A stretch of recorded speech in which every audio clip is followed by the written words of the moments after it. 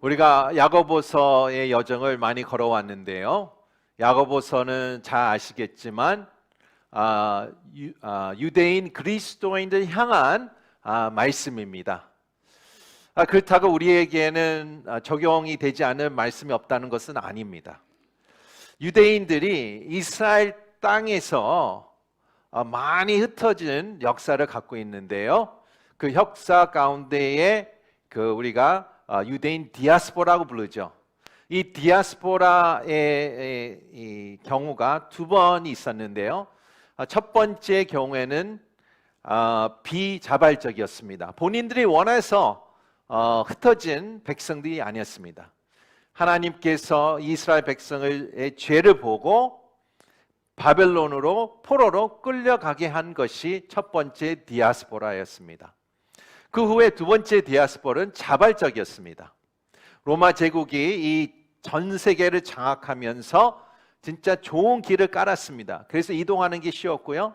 또 한 언어로 전체 제국을 통일시켰습니다. 그래서 의사소통이 쉽게 되고, 또한 그 팍스 로마나 로마 피스를 통하여 이 안전을 보장했기 때문에 이 유대인들이 스스로 자발적으로 많은 나라, 이 로마 제국에 흩어진 역사를 갖고 있습니다. 이 유대인들이 왜 전 세계로 흩어졌을까? 딱 이유가 하나가 있습니다. 돈을 벌기 위해서. 이 유대인들이 역사적으로 이 돈에 대한 이 달란트가 있었어요. 사업에 대한, 무역에 대한 이 달란트가 있었기 때문에 지금도 아시겠지만 곳곳마다 유대인들이 잘하는 무역과 사업들이 있죠. 야고보는 이 사람들에게 특별한 이 말씀을 계속하고 있는데요. 야고보에서만 해도 3번씩이나 하나님께서는 이 야고보서를 통하여서 재물에 대한 말을 또 경고를 하고 있는 내용을 담고 있습니다. 첫 번째 우리 본문에 보니까 야고보는 그들의 지나친 자신감에 대해 언급합니다. 자신에 대해 너무 확신이 있는 거예요. 이런저런 곳으로 나는 가겠다. 이런 사업을 하겠다. 이 기간 동안 이곳에 머물겠다. 그리고 나는 성공해서 더 부자가 돼서 돌아오겠다. 인생은 내 손에 있다. 라고 하는 이 자신감에 대해서 야고보는 얘기하고 있습니다. 야고보는 이 그리스도인들에게, 이 교회에게 인생은 마음대로 되지 않는다고 알기 원해요. 본인의 손에 있지 않다고 다시 기억하기를 원하는 것입니다. 계획을 세울 때 계획을 세우는 것을 반대하는 것이 아니에요. 어떤 사람은 계획을 세우지 않는 사람도 있지만 어떤 사람은 1년, 3년, 5년, 10년의 계획을 갖고 있는 사람이 있어요. 수초로 보면 그 10년의 계획을 갖고 있는 사람도 있습니다. 그런 사람을 정죄하는 게 아니에요. 반대하는 게 아닙니다. 다만 하나님께서는 얘기하는 것은 지나친 이 자신감, 지나침에서 본인의 인생대로 모든 것이 이루어지겠다, 인생은 내 손에 있다, 이 확신에 대한 거에 대한 얘기를 하고 있습니다. 좋은 예는 알렉산더 대왕이죠. 그의 미션은 무엇이었습니까? 전 세계를 정복하는 미션을 갖고 있었습니다. 그래서 그자는 바벨론까지, 인도까지 정복했죠. 그러나 32세에 열병에 걸려 세상을 떠나게 됩니다.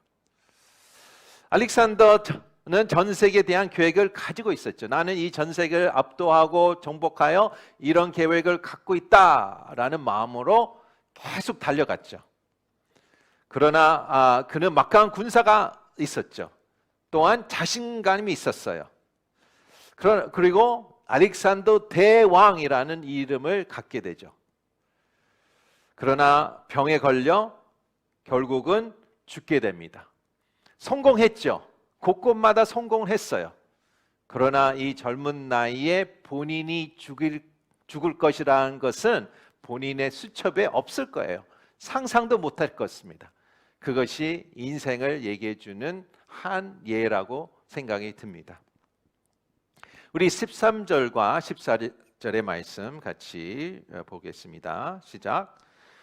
이제 오는 도시에 가서 1년 동안 지내며 돈을 벌겠다고 말하는 사람들이여, 여러분은 내가 무슨 일이 일어나는지 모르며 여러분의 생명이 무엇인지 알지 못합니다. 여러분은 잠깐 떠지는 안개입니다.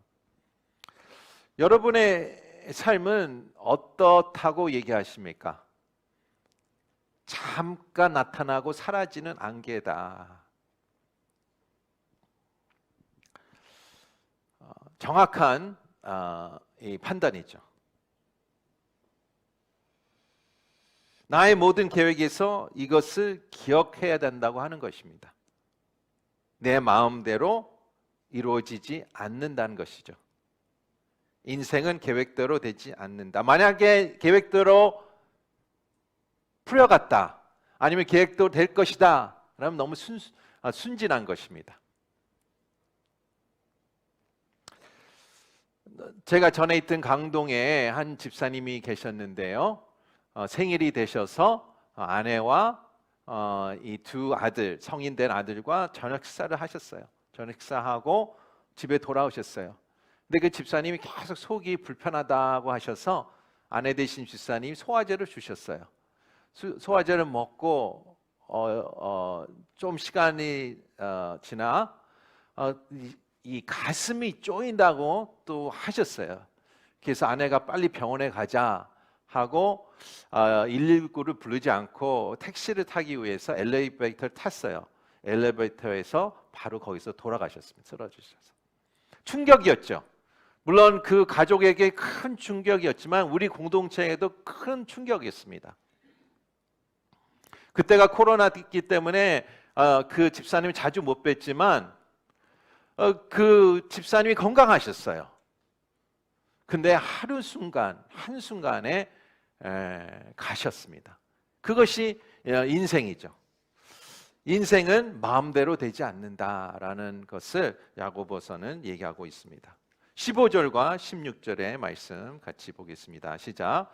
그러니 여러분은 주의 뜻이면 우리가 살기도 하고 이러저런 일을 할 것이다라고 말씀하시오. 그런데 여러분은 교만한 마음으로 자랑합니다. 이러한 자랑을 모두 악한 것입니다. 오늘 본문에 보면 두 죄에 대한 경고를 하고 있습니다. 첫 번째는 우리의 말에서 하나님을 배제하는 죄입니다. 우리 말에서 하나님을 배제하는 죄고요. 두 번째는 우리의 계획에서 하나님을 배제하는 것입니다. 우리 말에서 하나님의 뜻이라면 이것을 할 것이고 저것을 할 것이다 라고 해야 된다고 얘기합니다. 신약 성경을 보면 사도들이 이렇게 규칙적으로 행했어요. 그분들의 말씀을 보면 늘 하나님의 뜻이라면 이것을 할 것이다, 하나님의 뜻이라면 저렇게 할 것이다 라는 습관을 가지고 그의 삶에서 나타나는 모습을 우리가 발견합니다. 그들의 삶의 핵심의 부분이죠. 흥미롭게 이런 이 말에 대한 하나님의 뜻이라는 말에는 우리가 이 이슬람교, 무슬림에 배울 점이 있습니다. 그 사람들이 가장 많이 쓰는 표현이 인샬라입니다. 인샬라. 하나님의 뜻. If it's God's will.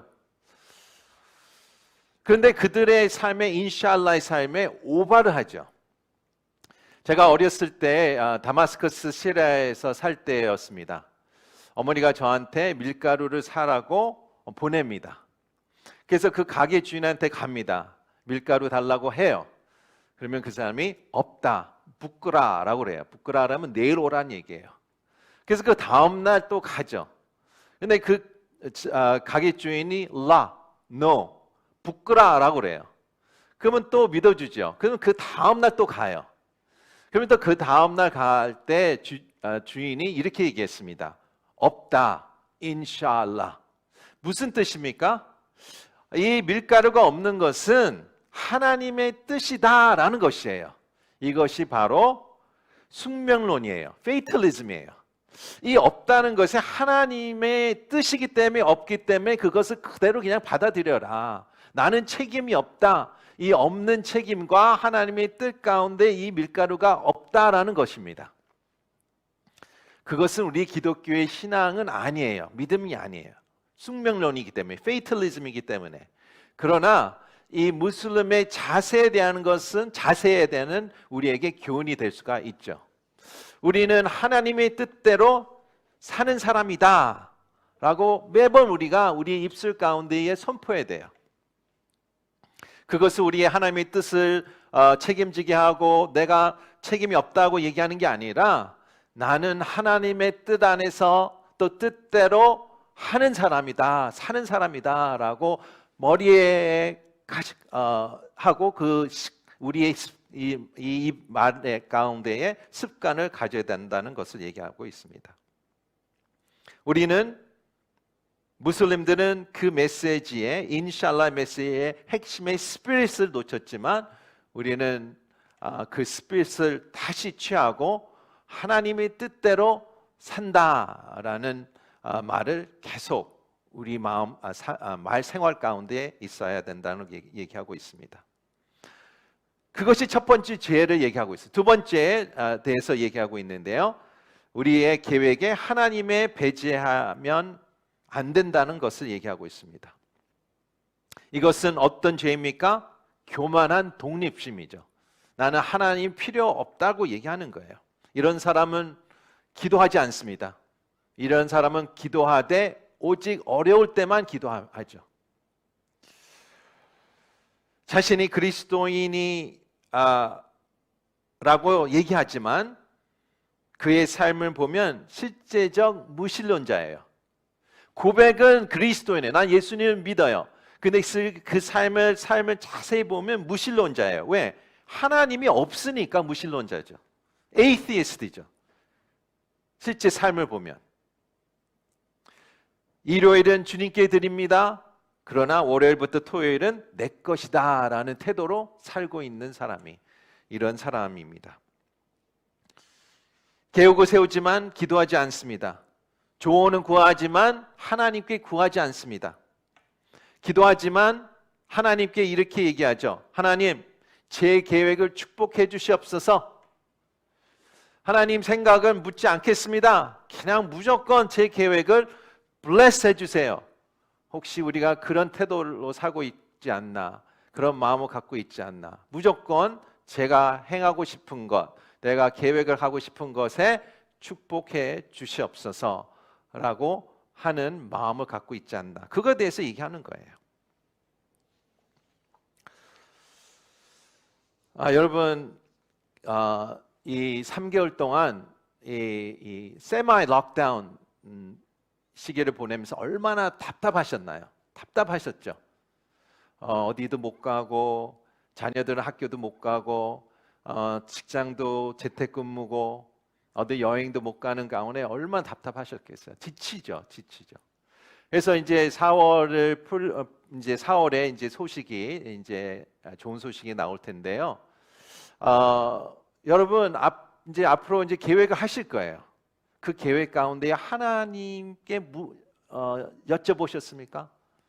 그것이 야고보에서 얘기하는 거예요. 여러분 이 사업 가운데에 이제 앞으로 있을 출장 가운데 하나님과 함께 묻고 나가고 계십니까? 여러분의 그 가정 휴가를 하나님께 함께 관여하고 계십니까? 여러분의 자녀 교육 가운데 하나님께서 관여하고 계십니까? 여기 거기에 핵심이 있는 거예요. 계획을 세웁니다. 또 우리가 해야 할 일을 해야 됩니다. 그러나 우리가 하나님을 묻고 나가는지에 대한 야고보는 얘기하고 있습니다. 첫 번째, 우리는 말하는 것에 하나님의 우선순위에 두는 습관을 가져야 된다. 두 번째, 우리의 계획에서 하나님의 우선위에 두는 습관을 가져야 된다는 것을 지금 강조하고 있습니다. 여기서 이제 5장의 첫 번째 부분을 볼 텐데요. 여기서 또 두 가지의 믿음의 테스트가 나옵니다. 하나님께서는 먼저 우리가 계획을 세우는 것에 우리 믿음을 테스트를 하신다고 얘기하셨고요. 두 번째는 우리의 재물을 통해 우리의 믿음을 테스트하고 계신다고 얘기하고 있습니다. 제가 지나가면서 이런 슬로건을 한번 봤는데요. Retire on your own terms. 이제 번역하자면 당시의 조건대로 은퇴하세요. 이 은퇴 설계자의 슬로건이었어요. 은퇴 설계자는 무엇을 얘기하고 어떤 광고를 합니까? 당신의 재물을 갖고 당신의 리타이어먼트를 위해 내가 좋은 원더풀 플랜을 갖고 있다라고 얘기하는 거예요. 물론 우리가 다 은퇴에 대해서 걱정, 염려, 또 계획을 하고 있죠. 그러나 하나님께서는 우리에게 더 좋은 은퇴의 조건을, 플랜을 갖고 있다고 동시에 얘기하고 있습니다. 은퇴 설계자는 무엇을 얘기하고 있습니까? 이 땅에 있는 플랜을 얘기하고 있습니다. 그러나 하나님께서는 이 땅에 것만 있는 계획뿐만 아니라 그 뒤에 있는 삶에 대해서 얘기하는 것이죠. 그래서 하나님께서 더 위대한 계획을 갖고 있는 거예요. 이 땅이 끝이 아니라 그 다음에 위해서 내가 너의 전체의 인생의 설계를 해주겠다 하는 내용이 바로 이 5장 1절부터 6절에 대한 말씀입니다. 첫 번째 우리가 1장부터 4절의 말씀 보겠습니다. 시작. 부자들이여 여러분에게 닥칠 고난으로 인해 슬퍼하며 통곡하십시오. 여러분의 재물은 썩고 있고 여러분의 옷은 좀 먹었습니다. 여러분의 금과 은은 녹슬어 여러분에게 증거될 것이며 여러분의 살을 불처럼 삼켜버릴 것이다.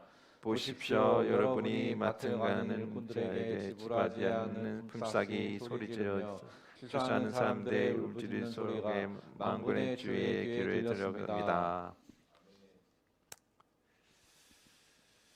야고보는 우리 각자가 언젠가는 심판날에 직면하게 될 것이라고 얘기합니다. 심판날이 옵니다. 또 그 심판날이 올 것이다 라고 얘기하는 거예요. 세상 사람들은 심판날이 없다고 생각합니다. 그런데 반드시 심판날이 올 것이다. 그래서 그 심판날의 결정은 내가 지금 현재 어떻게 살고 있느냐에 결정된다고 얘기하고 있어요. 내가 지금 어떻게 재물을 다루고 있는 거에 대해 결정이 돼 그 심판날에 하나님께서 나에게 심판하실 것이라고 얘기하고 있는 것입니다. 그래서 지금 현재 잘 살으라고 얘기하는 것이죠. 그날 하나님께서는 나의 가치를 결정하는 것이죠. 심판은 어떤 가치죠. 그 가치를 얘기하는데요. 한 사람의 진정한 가치는 어디 있습니까? 지금 있는 가치가 아니라 그날의 가치죠. 내가 지금 부유합니다. 많은 것을 갖고 있습니다. 그렇다고 그 심판날에 나는 부유하다, 가치로운 사람이다 라고 결정이 되는 게 아니라 내가 부유하고 또 여러 가지 재물을 많이 갖고 있지만 결정적인 나의 가치는 그 날에 결정될 것이다 라고 얘기하는 것입니다. 보십시오. 이 본문에 보니까 모든 재판에는 증인들이 쓰지 않습니까? 근데 여기서 얘기하는 두 가지 증언을 얘기하고 있습니다. 두 가지 증인들이 등장합니다. 첫 번째 증인은 누구입니까? 바로 내가 소유하는 재물이에요. 마치 내가 소유하는 재물이 입이 있다면 이렇게 증언하고 있겠죠. 나는 썩고 있다. 나는 지금 어떻게 해요? 좀을 먹고 있다라고 얘기하는 거예요. 이 고대 사람들은 이 옷에 돈을 넣고 다녔었어요. 그러니까 돈을 넣고 이 꿰맸 있어요. 그래서 돈으로 이렇게 그러니까 뭐 현대 사회에 주머니 있는 거 똑같은 거죠. 내 주머니에 카드가 있는 거 똑같은 거예요. 근데 이 돈이 이게 가득 찬 옷을 입고 다녔는데 이 옷뿐만 아니라 이 돈은 좀 먹고 있다, 썩어가고 있다라는 것이에요. 그뿐만 아니라 금과 은과 썩고 있다고 얘기하고 있어요. 여러분, 금과 은이 썩습니까? 안 썩어요. 그래서 사람들이 금은에 투자하고 나라들이 금과 은에 투자하는 것이죠. 그러나 그 날에 현재는 금과 은이 썩지 않고 있지만 그 날에는 마지막 날에는 하나님께서 여러분의 우리의 재물 금과 은도 썩게 할 것이다 라고 얘기하는 것입니다.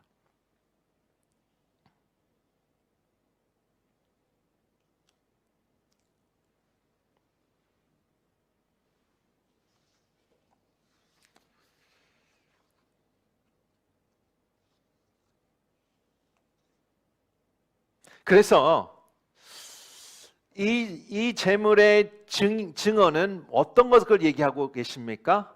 그 마지막 때에 내 가치를 재물에 다 따라서 가치로 뒀다면 나는 결국은 부유한 사람이 아니라 거지가 돼서 떠날 것이다 라는 것을 얘기하고 있습니다. 우리는 다 알고 있습니다. 그러나 우리 마음 가운데 새겨놓지 않을 사람도 있어요. 우리가 떠나는 날은 무엇을 가져가요? 아무것도 가져가지 못해요. 모든 것을 놓고 떠납니다. 그러기 때문에 나는 지금 현재는 부유하겠지만 그날은 거지가 될 것이다 라고 얘기하는 것이죠. 그게 첫 번째 증언입니다. 두 번째 증인은 우리를 함께 섬기고 있는 일꾼들의 증언입니다. 야고보는 한 사람이 불을 쌓는 것이라고 얘기하지 않아요. 내가 주인이라고 내가 혼자서 불을 쌓고 있다고 얘기하지 않아요. 나는 반드시 도움의 손길이기 때문에 내가 부유하게 된다고 얘기하는 거예요. 나를 위해 일하는 사람은 불을 쌓도록 도와주고 있다고 하는 것이죠.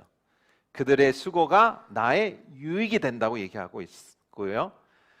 그 유익이 잘못된다는 게 아니라 하나님께서 원하시는 것은 고용주가 직원을 공정하게 대하고 사업에 창출하는 부를 혜택을 같이 나누면서 나가야 된다라고 얘기하는 것이에요. 그렇지 않으면 여기서 어떻게 얘기합니까? 그들의 부르짖음이 하늘에 올라간다고 얘기하고 하나님께서 그 부르짖음을 들을 것이라고 얘기하는 것입니다. 이 두 가지 증인들이 있습니다. 우리 인생에 우리 재물에 대한 증언이 있고요. 우리와 함께 일하는 사람들의 증언이 있다고 얘기하고 있습니다. 이 증언이 마지막 때에 어떤 얘기를 하고 있을까에 대한 얘기는 그 마지막 때에 이런 얘기를 하겠지라고 소망하지 말고 현재의 그것을 바라보며 살고 살아가야 된다, 판단된다라고 얘기하고 있습니다. 이 두 증언을 보면서 이제 야고보는 하나님, 재판관이신 하나님이 이렇게 말씀하고 계신다고 5절, 6절에 선고에 대한 말씀하고 있습니다. 재판관은 이렇게 선고할 것이다. 5절, 6절을 보겠습니다. 시작. 여러분은 땅에서 사치하며 살쪘습니다. 여러분 도살의 날에 여러분의 마음을 살찌었습니다. 여러분은 의로운 사람을 정죄하고 죽였습니다. 그러나 그 여러분에게 대응하지 않았습니다. 보십시오. 재판관이 이렇게 얘기하죠. 여러분이 핵심이에요. you라는 사람이 잘 들어야 되겠죠. 여러분을 향해서 얘기하는 사람이 만약에 나라고 생각하면 이것을 잘 들으라고 얘기하는 것입니다. 그 마지막 날 되기 전에 미리 재판관이 이 선고를 할 수 있다라고 미리 경고를 하는 거예요. 이 경고를 잘 들으라고 얘기하는 것입니다. 두 가지의 경고가 있는데요. 첫 번째 경고는 이것입니다. 첫 번째는 사치하며 살았다는 것입니다. 사치하며 살았다. 두 번째는 잔인했다라고 얘기해요. 잔인했다. 이 사치는 무엇을 얘기하십니까? 좋은 것을 먹지 말고 좋은 것을 사지 말라는 뜻입니까? 아니에요. 좋은 것도 먹고 좋은 것도 사되 나의 위에서 탐욕을 채우기 위해서 사치했다는 것이에요. 나의 위에서만 위에 모든 것을 재물을 사용했다고 얘기하는 것을 얘기하고 있습니다. 두 번째는 잔인함에 대해서 얘기해요. 어떤 것이 잔인한 것입니까? 부족한 다른 사람을 배제하고 무관심했다는 것을 얘기하고 있습니다. 그 두 가지의 죄와 자세가 이 야고보가 얘기하는 교회 공동체에서 이루어지고 있다는 것을 얘기하기 때문에 이 특별히 성도된 이 유대인 그리스도인들에게 향해 얘기하고 찝어서 얘기하고 있습니다. 여러분 누가복음 16장 기억하시죠? 부자의 비유를 통해 예수님이 얘기하는 장면이 납니다. 한 부자가 있다고 얘기했습니다. 그런데 그 저택 앞에 큰 문이 있는데 거기에 거지가 살았는데요. 라자로라는 거지가 살았어요. 상처투성이로 살았죠. 그래서 심지어 개들도 와서 그의 상처를 핥았다고 얘기합니다. 라자로는 부자의 상에서 떨어지는 부스러기로 배를 채우기를 원했어요. 부스러기가 무엇일까?